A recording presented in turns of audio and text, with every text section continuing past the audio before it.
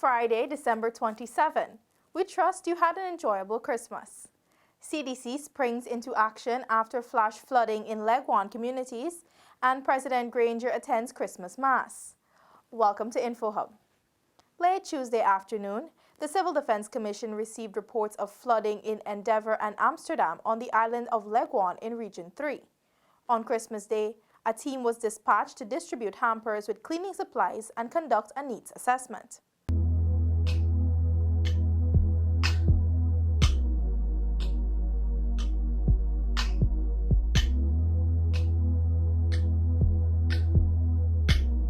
Residents commended the CDC for its swift response. See that the reporter or whatever, the people them come, we get something. For help, we get something we get. It's a good thing, you know. I mean, they come right away the next day. It's not like they delayed, which is very nice. We appreciate whatever they give we accept whatever we get, you know. At least you still help out to come clean up and anything there, you know.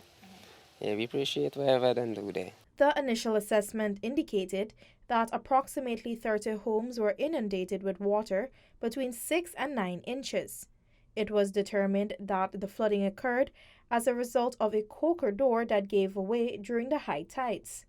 The door was replaced late Tuesday night. The water has now completely receded, and the CDC continues to monitor the situation. His Excellency David Granger joined worshippers at St. Matthew's Parish Church, Providence Public Road, East Bank, Demerara for Christmas Day Mass. The head of state was accompanied by his daughter, Miss Afua Granger. President Granger, in a brief address to the parishioners, expressed the hope that with the advent of oil production, Ghana will become a more developed country and that unemployment, illiteracy, and other societal ills will be eradicated. Although this is the celebration of Christ's birthday, in a way it is a celebration. By announcing National Petroleum Day is a celebration of what Guyana will become over the next 10 years. It will become a more developed country. Reverend Clarence Narine officiated over the service, during which prayers were offered for President Granger and members of the congregation. Felicia Valenzuela, InfoHub. Minister of Finance, the Honorable Winston Jordan, through his attorney, is suing editor-in-chief of the Kaitro News, Adam Harris, and the media house for damages in excess of $50 million for libel. According to the court document, the two parties are being sued for the publishing of the article titled "Terminate a Monster in Its Shell, or It Will Come Back to Haunt You" on October 18, 2019. It is claimed that Minister Jordan was portrayed as corrupt, immoral, and capable of corruptly influencing, and did so corruptly influence or affect a decision to terminate a contract between the Trinidadian company and Guy Oil. A mandatory injunction was also filed for the removal of the said article from the news agency's website, given its wide reach. Details of this story can be found on our website, dpi.gov.gy. In this story, we hear that the Small Business Bureau has, over the last 4 years, expended more than $244 million in financial assistance to entrepreneurs. Guyanese have been utilizing and benefiting from the services provided by the Ministry of Business's Small Business Bureau. Minister of Business, the Honorable Hemraj Rajkumar, in a recent interview said just under 4 years, the lending agency has seen over $244 million in loans and grants being dispersed to citizens. We don't normally just give money as grants or loan, but we also do training where members or clients, then we like to refer them to clients, will come in, they become registered with the Bureau. We have training in all 10 regions for that matter. With young women topping the list of recipients, Minister Rajkumar reported that the grants were dispersed over all 10 administrative regions. For this year, the agency granted over $44 million. When a person comes to you and we go through this process with you and you last to the end before you get the grant, we are satisfied that you are indeed interested and you are motivated to have your business going. Meanwhile, in the area of investment, the business minister reported Guyana has been attracting a number of foreign investors. At least 10 new companies have come on board and will begin operations by the end of this year. Reporting for InfoHub, Alexis Rodney. When we return, Youth Affairs Minister and team spread Christmas cheer to homeless. Details of this story and more after the break. Stay with us.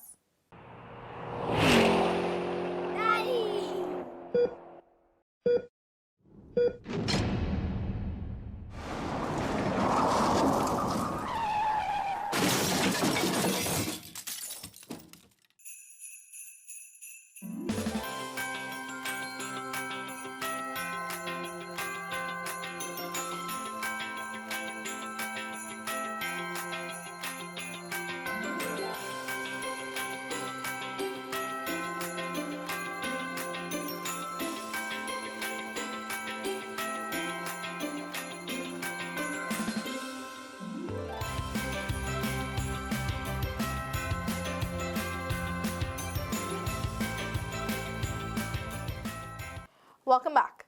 The Merriman's Mall playground, located in the capital city, was abuzz with much activity on Christmas morning. As Minister with responsibility for youth affairs, the Honorable Simona Brooms, along with a team, spearheaded a special care of the homeless event.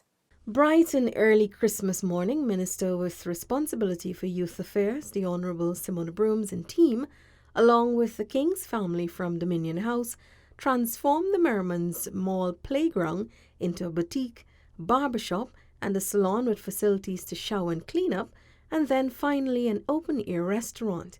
The event was the third year of Christmas with the homeless in the city. Seeking only to help, Minister Brooms noted that every homeless person has a unique situation. It's all about bringing love, joy, peace, and happiness. This is a time where we celebrate the birth of Christ. So it's all about giving back every Christmas. This is the third year. We're in the mall. Minister Brooms gives a rundown of how the day is spent. We spend half or three-quarters of the day here for the past 3 years with the homeless. Come in here, they have a shower, they have fresh clothing, hot porridge, then straight into breakfast. Then lunch, you have the barbers, you have hairdressers, giving them pedicure, manicure. So it's a full makeover. Despite a minor setback, Minister Brooms was thankful for citizens who not only contributed monetarily, but for those who also give their time and service on Christmas Day. Really and truly, we are trusting God to end homelessness in Guyana. It's not a nice look, it's not a good feeling, it's not a nice experience, it's a very sadful one. From the information gathered, Minister Brooms hopes to engage the Ministry of Social Protection and NGOs to see how together a plan could be mapped out to end homelessness. Felicia Valenzuela, InfoHub. The joint services remain on high alert, with more police ranks deployed to key business areas in 4A Division. Senior Superintendent Rabindranath Budram spoke with Paul McAdam about the force's posture in the capital city. From the 15th of November to the 15th of January, we would normally beef up security in Georgetown. Around this area, Stabrook Market area, the parks, we have extended this year, we have gone to Giftland and to James Street, Albistown. According to the senior superintendent, there are 17 manned booths in strategic locations around the capital city supported by Pete ranks. All are armed and equipped with radios and body cameras. They could easily record the incident, and then we would see the persons who are involved and we could start our investigation from there. So far, we have about 80 to 90 police ranks per day. And by night, we have about 50 ranks on patrol during the night. That entails vehicles, motorcycles, bicycles, beats and boots. There have been a few reports, he said, but thanks to new methodologies, most criminal elements are being apprehended. Persons are arrested and they are put placed before the court. And that was a quick look at the Guyana Police Force's stance during this peak holiday season. From downtown Georgetown at Stabrook Market Square, Paul McAdam for InfoHub. On December 25th, staff of the Georgetown Public Hospital happily welcomed 6 newborns. Here is our final report. The first mother to give birth on Christmas Day was Sarah Beck Harry to a son at 12:38. She was followed by Oceana Bruce at 2:13 hours and Aliyah Bacchus at 3:25 hours, both giving birth to sons as well. The mothers who underwent C-section were Primati Mahadio, who delivered a girl at 4 hours, and Marcel Josiah, a boy, at 5:52 hours. The last mother to give birth was Shamiza Wiltshire at exactly 7 hours. Shortly after this, First Lady Sandra Granger and Minister of State Honorable Dawn Hastings Williams visited the ward where the mothers and their babies were at rest. As customary, the mothers received maternity hampers for themselves and their babies. The First Lady and the State Minister took the opportunity to visit the pediatric ward to extend Christmas wishes to staff and patients there. Neil Damon, InfoHub. That's all for today. Connect with us on WhatsApp, Facebook, and YouTube. Much more news is on our website, dpi.gov.gy. And pop over to Instagram for the latest photo updates at DPI Guyana. Remember to subscribe to our WhatsApp on 608-4111 to experience Info Plus and keep informed on developments across the country. Your bridge and weather reports are up next. Have a safe and enjoyable weekend. Goodbye.